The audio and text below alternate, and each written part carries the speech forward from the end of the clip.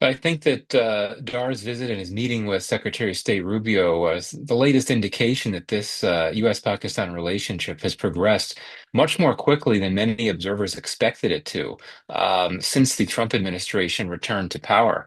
Of course, coming not long after Pakistan's army chief met with President Trump, you have this high-level exchange with what appears to be a significant level of willingness from the U.S. side to move the relationship forward. And based on the readouts of the meetings between the foreign minister and the secretary of state, it looks like right now in the immediate term, counterterrorism cooperation is going to be a big focus.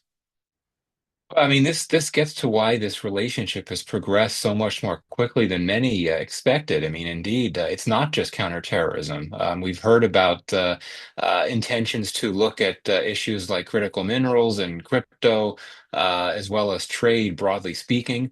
I do expect there will be a trade deal between Pakistan and the U.S. It's unclear when. The foreign minister in his comments yesterday in Washington suggested one is coming soon, though the U.S. side has not indicated that. So it seems that at least at this point, that the Trump administration is keen to broaden the scope of the relationship. And, we know that on the Pakistan side, this has been a desire for quite some time. And during the Biden administration, there really was not a willingness to move the relationship forward and to make it more multifaceted. But, once we had the U.S. withdraw from Afghanistan, I think that strategic attention in Washington toward Pakistan really receded. But again, that's all changing now. So there's going to be a number of issues that the two sides are going to want to look at. I highlight counterterrorism because there will be a round of the bilateral counterterrorism dialogue taking place next month in August. So I think that will be top of mind. But you're right. Trade is important. And if there is a trade deal between the US and Pakistan, I think that'll deliver another big confidence building measure and a boost to this relationship.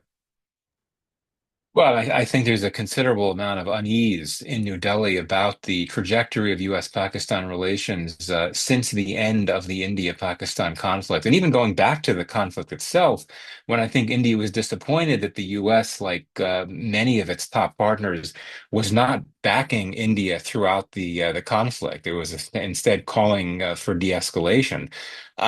So, I think that the level or the nature of counterterrorism cooperation that the U.S. wants to focus on is actually relatively limited, quite frankly. I think that what the U.S. wants to do is work with Pakistan to ensure that terrorists, mainly those from Islamic State Khorasan, based in Pakistan along the Afghanistan-Pakistan border, those that have threatened or targeted the U.S., that Pakistan will help the U.S. apprehend those terrorists. I mean, this is why we had President Trump publicly praise and thank Pakistan during his first joint address to Congress. This was a particular ISK fighter who, according to the U.S., had been involved in the Abbey Gate attack in Kabul that killed some American soldiers, along with, of course, dozens of Afghans. So I think that India, of course, has been heartened by another recent development when the U.S. The government recently formally designated the Resistance Front as a terrorist organization. Of course, this is the group that India has claimed was behind the attack and is linked to Lashkar-e-Taiba. Pakistan's position is that there is no link, but the designation that the U.S. government came out with did list that link. So I think that New Delhi was perhaps appeased by that move, and I think it gave an opportunity for New Delhi to say, okay, we still have something to focus on here with counterterrorism cooperation. But everything that's happened, all of the public messaging and rhetoric from the Trump administration over the last few months, including on counterterrorism, has not gone down well in New Delhi. I mean, I do think that despite everything that's been playing out the last few months, I think that we will have a reversion to the norm fairly soon. And by that, I mean that even though there's a lot of momentum in U.S.-Pakistan relations, I think that there's some inherent limitations. I mean, Pakistan's close relationship with China, for example, and then if you look at the U.S.-India relationship, it's still, there's a lot going for the U.S.-India relationship. Even with all the tensions, you have continued cooperation in trade and strategic affairs, as well as energy. There's so much there. But I think that India, from time to time over the last few decades, as the U.S.-India strategic partnership has increased, from time to time something will come up that will make India think, well, is the U.S. really the partner that the trusted partner that it can be?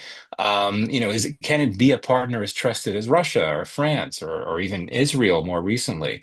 And I think these thoughts have come up again in New Delhi, given what's played out with U.S.-India relations recently. And that's a pretty significant development for the geopolitics of South Asia. But I do think that in due course, we will see the U.S.-India relationship, fall back into place. I talked about a trade deal between Pakistan and the U.S. being a confidence building measure for that relationship.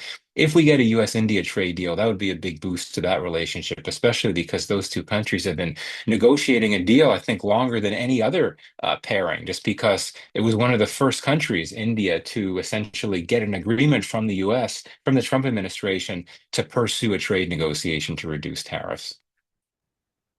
I think we have to give credit to Islamabad for successfully getting the attention of a very unconventional administration in Washington.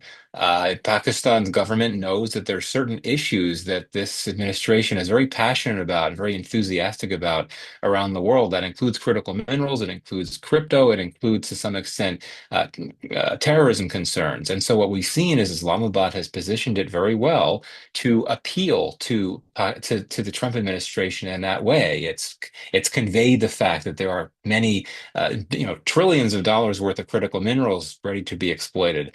There's opportunities for crypto.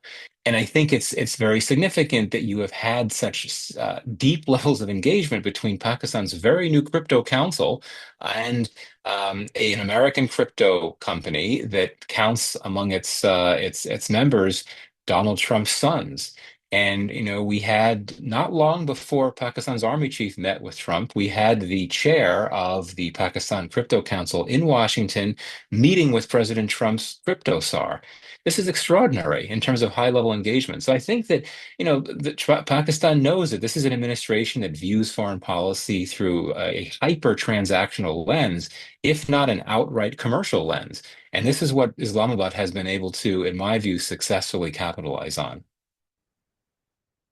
Right, and it's notable that that readout from the U.S., the Iran issue is mentioned first, as I recall, which is pretty significant. But look, I mean, we know that there's been some very interesting diplomacy between Pakistan and Iran going back some weeks before the Israel-Iran war started. I mean, as you know, the army chief and the prime minister and other senior Pakistani officials were in Tehran just a bit before the war started. Some of the leaders that the Pakistani side met with were killed in the conflict, but still. I think that Pakistan has really taken advantage of the increased diplomatic space afforded for itself by the rapprochement deal between its close ally Saudi Arabia and Iran. I think it's made Pakistan more comfortable engaging more actively with Iran. So I think this gives Pakistan opportunities. And yeah, Pakistan made its position on the war very clear throughout. It vociferously condemned Israel's attacks. It condemned the U.S. Strikes on Iran's nuclear facilities. And I think that, Pakistan's relationship with Iran is not it's not a top alliance or anything like that, but I do think there is some space for Pakistan to engage. And, given that Iran shares a very long border with Pakistan, and given that many of Pakistan's borders these days are quite hot or quite tense at least, I think it benefits Pakistan too, to make sure that it's working with Tehran to do what it can to help contribute to regional stability.